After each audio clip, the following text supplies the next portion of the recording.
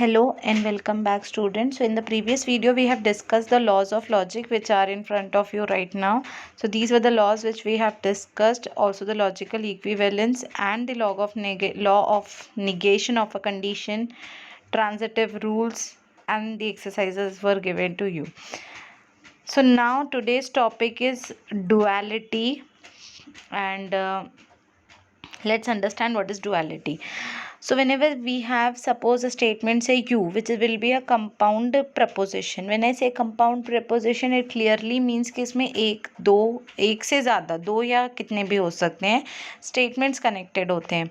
And the connectives are और and. ये जो वी होता है, वी डाउनवर्ड डायरेक्शन में इसको एंड बोलते हैं, and normal v is your or. Suppose we replace each occurrence of or by and by or respectively. That is, if we convert all of your trues to false, and if all your false are converted back to true, then this is called the dual rule, or we can say the resultant is the dual of the previous one. Then the resulting compound preposition is called the dual of u, and it is always denoted by u to the power d. So suppose you have an example, say, which is written here, the u statement. The u statement is p and in bracket q or not r, or in bracket s and t. Now here in the statement, as we can see, the ands are written as ors, and all the ors are now rewritten as and no change in the other variables have been done, like not are as it is and the p's and q's are as it is. Only the or signs have changed to and the and signs have been changed back to or. So two important results of duality is, the first one, that dual of dual will be the original one. That is nothing new. Just like we discussed previously that negate of negate is the original statement. Similarly, किसी statement का dual का आप फिर से dual लोगे तो आपको original statement ही वापस मिलेगा. And the second rule is, और द रिजल्ट इज, कि दो प्रेपोजिशंस थे आपके पास यू एंड वी नाम के. अब यू और वी लॉजिकली इक्विवेलेंट है, तो इनके डुअल भी लॉजिकली इक्विवेलेंट होंगे. ठीक है, तो इफ़ टू स्टेटमेंट्स है U and V are logically equivalent, तो उनके डुअल्स भी लॉजिकली इक्विवेलेंट होंगे, और इस रूल का नाम है प्रिंसिपल ऑफ डुअलिटी. ठीक है, अब इसके हिसाब से देखा जाए तो ये एक आधा एग्जाम्पल यहाँ से हम लेंगे. ये फर्स्ट वन, दिस एग्जाम्पल, यहाँ पे क्या लिखा हुआ है, नॉट इन ब्रैकेट पी और Q and then in bracket P or not of in bracket Q and not S. इसका डुअल आपको लिखना है, आपको कुछ भी नहीं करना है, आपने सिर्फ सारे और को एंड से और एंड को और से कन्वर्ट करना है. तो ये हो गया पी एंड क्यू, और ब्रैकेट्स भी एज इट इज़ रखना है, ब्रैकेट्स में भी कोई चेंज नहीं आएगा यहाँ पे. Only you have to write your ors as ands and ands as your ors. Now we will check the answer. So the answer is here, not of p and q. ये जो first वाला ये answer है. हाँ, not of P and Q. इसके बाद है, we do not have an eraser. So not of P and Q or P and not of Q or not S. ये बीच में जो साइन है ये भी देख लेते हैं कि ये क्या है, और है. Very good. सो इस तरीके से आपको डुअल्स कैलकुलेट करने हैं. नेक्स्ट क्वेश्चन क्या है, write down the duels of the following propositions. ये वाला एक देखते हैं, पी इम्प्लाइज क्यू, बिकॉज इनमें इम्प्लीकेशन साइन है, तीनों क्वेश्चन में इम्प्लीकेशन साइन है. और हमने देखा कि इम्प्लीकेशन का डुअल तो डिस्कस नहीं किया, सिर्फ और का किया और एंड का किया, कि और का डुअल एंड होता है ना, एंड का डुअल और होता है. तो इस हिसाब से अगर ये स्टेटमेंट का डुअल निकालना है तो कैसे निकालेंगे, तो आप लिखोगे पी इम्प्लाइज क्यू. पहले तो हमें फॉर्मूला पता है कि P implies Q is logically equivalent to not of P और क्यू, और फिर ये डुअल हो जाएगा, तो ये हो जाएगा नॉट पी एंड क्यू. इसका आंसर आएगा not P and Q. Can we check? Yes, we check, and the answer is exactly the same. ठीक है, now next one also I will take it for your practice. The rest will be for your practice. The next one I am taking, P implies Q, the whole implies R. ये question है. अब क्या करना है, इसको पूरे को ए मान लो, तो ए इम्प्लाइज आर के फॉर्म में क्वेश्चन है, तो आंसर आएगा नॉट ए और आर, यानी not of P implies Q और आर। ठीक है, अब इसको रखते हैं कि not of P implies Q क्या होता है। तो not of P implies Q में इस पोर्शन को फिर से सॉल्व करेंगे, वो हो जाएगा नॉट पी और क्यू और आर। अब लिखना आपने डुअल है, लिखना आपने क्या है, सिंपली द डुअल है। आपको सॉल्यूशन से कोई लेना देना नहीं है, आपको इसका एज इट इज़ उठा के डुअल लिखना है। तो what you are going to do here is that you will write the dual as P and Q और R। ये इसका फाइनल आंसर आने वाला है कि P एंड नॉट Q और R, और उसका डुअल लेने जाएंगे। ये देखिए, ये सॉल्व करते वक्त आपको जब मैंने सॉल्व किया तो ये आया P एंड नॉट Q और R। सिम्बॉलिकली इसको सॉल्व कर लिया है, लेकिन इसका डुअल लिखना है तो डुअल होगा P और नॉट Q। मैंने कहा निगेस्ट में कोई चेंज नहीं आता, सिर्फ साइन चेंज हो जाते हैं। तो P and not Q and P और not Q and R is your final answer. You can check, ये है इसका आंसर, P और not Q and R, which is absolutely right. So in this way we have to solve the rest of the questions. If you face problem, you can ask me. There's a very big exercise. There is a very lot of questions are there which you can solve, and the very good point is that you have answers to this question in front of you, so you can match these answers. Now next is connectives called as NAND and NOR. And yes, हमने कुछ connectives पढ़े थे। हमने कौन से connectives पढ़े थे? हमने negation को पढ़ा था, हमने और पढ़ लिया है, हमने AND पढ़ लिया है, हमने ये एक्सक्लूसिव डिस्ट्रक्शन यानी कि एक्स और भी पढ़ा, जो कि कहता था कि भाई नॉर्मल और क्या बोलता है कि भाई दोनों का ट्रू होना ज़रूरी नहीं है, दोनों में से कोई एक ट्रू रहा तो भी मैं ट्रू बोलता हूँ, दोनों ट्रू है तो वेल एंड गुड है, बस दोनों फॉल्स नहीं होने चाहिए, दोनों प्रेपोजिशन फॉल्स नहीं होने चाहिए, दोनों प्रिमिटिव्स फॉल्स नहीं होने चाहिए। ठीक है, तो डिसजंक्टिव एक्सक्लूसिव डिसजंक्शन वाला क्या बोलता था कि नहीं, मैं एक्सक्लूसिव डिसजंक्शन हूँ, यानी मैं दोनों में से जब एक ट्रू रहेगा तो ही ट्रू दूंगा, दोनों ट्रू है तो मैं ट्रू नहीं मानता। ये था एक्स और। अब बात हो रही है नैंड की और नॉर की। तो नैंड और नॉर में क्या केस है? नैंड यानी not with and, nor means not with और, यानी एंड गेट के सामने नॉट गेट लगा देंगे तो नैंड गेट बनता है, और गेट के सामने नॉट गेट भी लगा देंगे तो नॉर गेट बनता है। ठीक है, अब डी मॉर्गन्स लॉ यहाँ पे मेंशन्ड है, वो देख लेते हैं, जो कि बहुत बार डिस्कस किया गया है कि De Morgan's law is cut the line and change the sign. तो उस हिसाब से नॉट डिस्ट्रीब्यूट हो जाता है एंड और हो जाता है। नॉट पी ब्रैकेट ओपन होते ही नॉट पी बन जाएगा, एंड बन जाएगा, और बन जाएगा not Q, first one. Second वाले के साथ भी सेम होगा कि नॉट ऑफ पी और Q is not P and not Q. ठीक है, अब इसके बाद the compound preposition of not P and Q is read as not P and Q.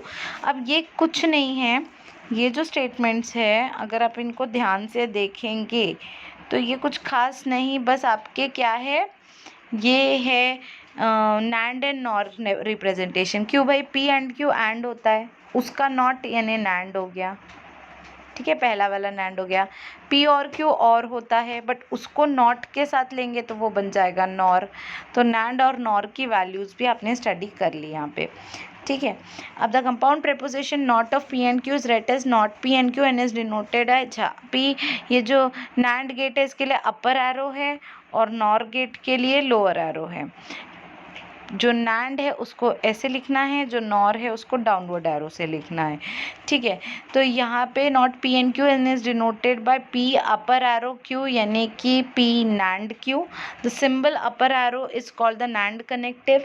Here NAND is a combination of not and The compound preposition P or Q with overall negation is read as not of P or Q and is denoted by P lower arrow Q. The symbol lower arrow is called the NOR connective. Here NOR is a combination of not and or. ठीक है, thus आप in general state करोगे कि P upper arrow Q. ठीक है, अब ये तो हमें पता चल गया कि P upper arrow Q यानी NAND है. इसका आंसर क्या आएगा कि भाई not of P and Q है ये, है ना. NAND गेट क्या है, एंड का नॉट, तो not of P and Q लिख दिया मैंने. और इसको ओपन कर लेंगे तो बाय डी मॉर्गन्स लॉ ये हो जाएगा नॉट P और नॉट Q. तो NAND की वैल्यू है नॉट P और नॉट Q. सिमिलरली अगर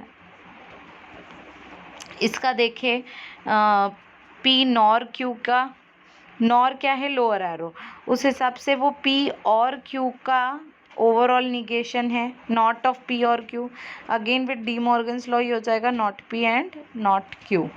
ठीक है, तो ये NAND की वैल्यू और NOR की वैल्यू क्लियर है.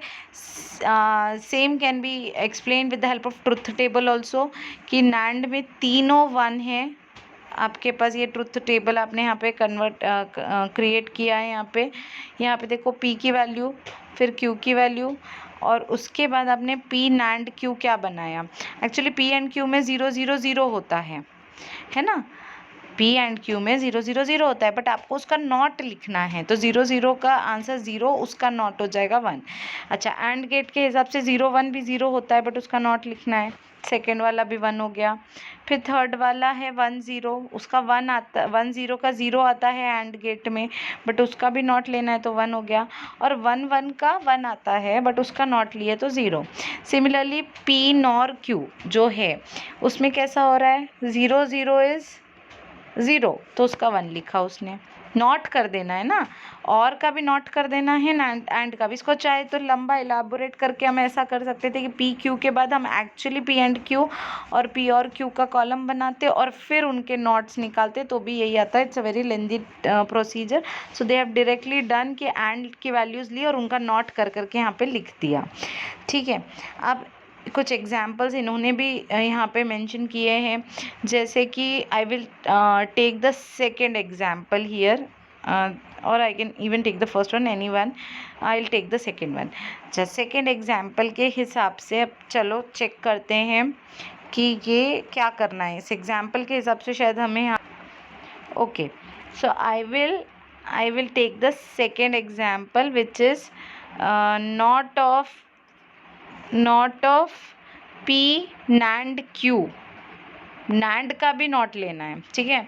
Is logically equivalent to not P nor not Q. I will just copy this question. It is very simple, it can be directly solve also. ये देखो क्वेश्चन में लिख देती हूँ आपके लिए. यहाँ पे ये है, नॉट प्रूफ करना है, नॉट किसका, P NAND Q का. किसके इक्विवेलेंट है प्रूफ करना है, not of P nor not of Q. क्या आपको ये डी मॉर्गन्स लॉ नहीं दिखता, साइन बढ़ गई है और जो नेगेशन बढ़ गया है और जो साइन है वो रिवर्स हो गई, NAND नॉर बन गया. It is actually the D Morgan's law only, but चलो फिर भी प्रूफ करना हो तो हम क्या करेंगे. अच्छा, not of P NAND Q का क्या करेंगे, कुछ नहीं करेंगे. Not of P NAND Q हो जाएगा not of P and Q, क्योंकि P NAND Q का खुद का एक नॉट निकलेगा. 2 नॉट हो गए, दोनों नॉट कैंसिल हो जाएंगे, बचा P एंड Q.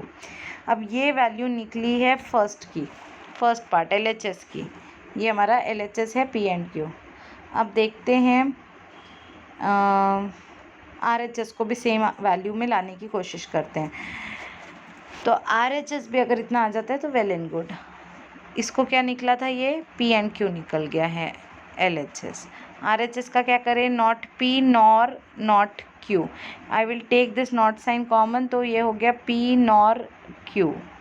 अब नॉट P और Q. What is nor, P और Q का नॉट कैंसिल, यहाँ पे आ गया P और Q. तो यहाँ पे आप देख रहे होंगे कि when I take not sign common, तो मुझे ना यहाँ पे और आया है, बट जब हम नॉट साइन कॉमन निकालते हैं तो हमको इसका साइन चेंज करना पड़ेगा और उस हिसाब से यहाँ पे एंड आ जाएगा। एंड क्योंकि दोनों साइड पी एंड क्यू आया है, this answer is same and hence they are logically equivalent. एक बारी ये भी देख लेते हैं कि how they have solve the question. तो this is the question which I am attempting, second one. Not of P and Q should be logically equivalent to not of not P and Q, sorry, not of P nor not of Q. तो what it is P and Q. अच्छा, इन्होंने क्या किया, इन्होंने P and Q तक जाने की जहमत नहीं उठाई। इन्होंने क्या किया, not of P and Q form में लिखा, उसके बाद जो not of P and Q था उसमें नॉट को ये कर दिया, डिस्ट्रीब्यूट कर दिया, तो वो हो गया not P or not Q. Or not of not P or not Q होता क्या होगा, it is nothing but your not P nor not Q. Okay, so please go through these examples. The rest of the examples are also there, many examples are there. NAND या NOR के terms में इनको लिखना, या फिर the rest of the exercise, please go through these exercise and let me know if you have doubts. Please do let me know. How are you going to connect me? We have a WhatsApp group, and there you can text me. You can take my personal number also from that group and call me and text me. I do not have any problem. अब हमारा next topic है converse, inverse and contrapositive plus the logical implication. तो एक conditional statement consider करते हैं, P implies Q. मैं इसका generalise एक इंट्रोडक्टरी आपको पार्ट देती हूँ कि पी इम्प्लाइज क्यू अगर एक स्टेटमेंट है, तो अगर हम इनकी पोजिशंस चेंज कर दे, यानी इसे बना दे क्यू इम्प्लाइज पी, तो ये बन जाता है कॉन्वर्स। अगर मैंने इनकी पोजीशन चेंज नहीं की बट इनकी खुद की वैल्यू चेंज कर दी, यानी पी को नॉट पी कर दिया और क्यू को नॉट क्यू कर दिया, तो वो बन गया इन्वर्स। और अगर इनकी पोजीशंस भी चेंज कर दी और इनको इन्वर्स भी कर दिया, तो वो बन गया कॉन्ट्रापोजिटिव। तो suppose this is my original statement, P implies Q, तो Q implies P is called the converse, not P implies not Q is called the inverse, and not of Q implies not of P is the contrapositive. Understood? And this section I will take again in my next video. I will continue with the same section only. So keep learning. Thank you so much.